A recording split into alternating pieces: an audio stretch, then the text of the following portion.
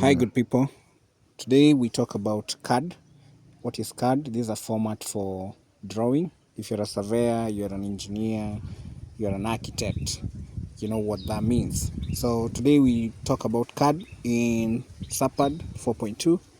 And once you have your CAD drawing on your PC, you're able to import it into your controller and stake out both the points and the lines.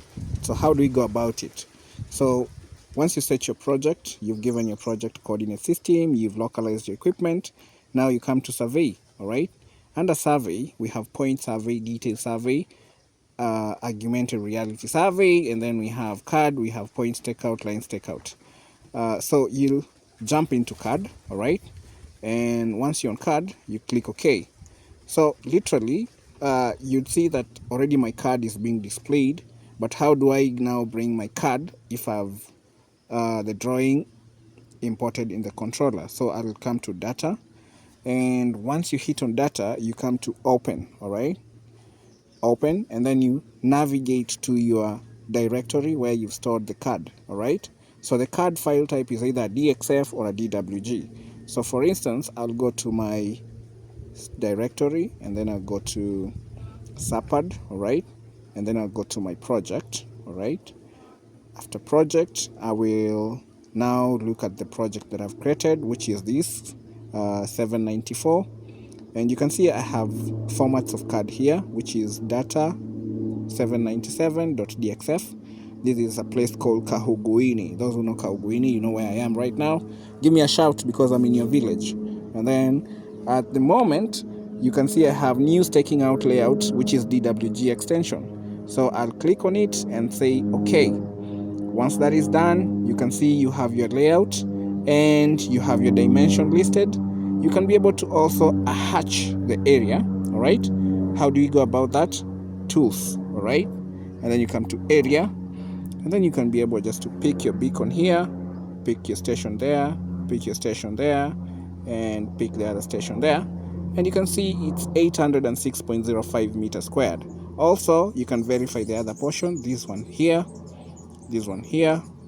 and then I pick this corner here. There's a truncation here. I'll pick this. I'll also, just a minute, you have to go back.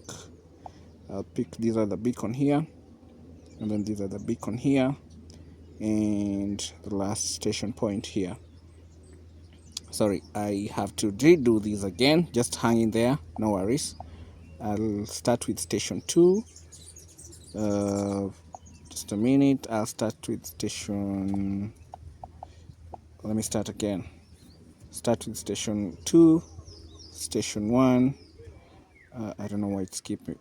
Okay, I'll have to go back again. Now I've unselected, so I'll go to station 2. I'll come to station 1. There's something that keeps on. Okay. You must be keen so that you don't tap anywhere else. So station 2, I'll come to station 1, and then I'll drop down all the way to beacon 7, right?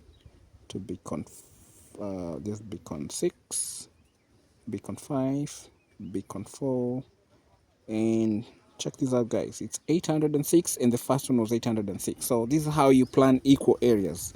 And then you can also see that you are able to see the dimensions: 51.5 meters, 45.2 meters, and the area that you have. So make sure that anytime you're on site, if you're a land buyer, you want to verify your area, this is the right call. Give us a shout, and happy festivity.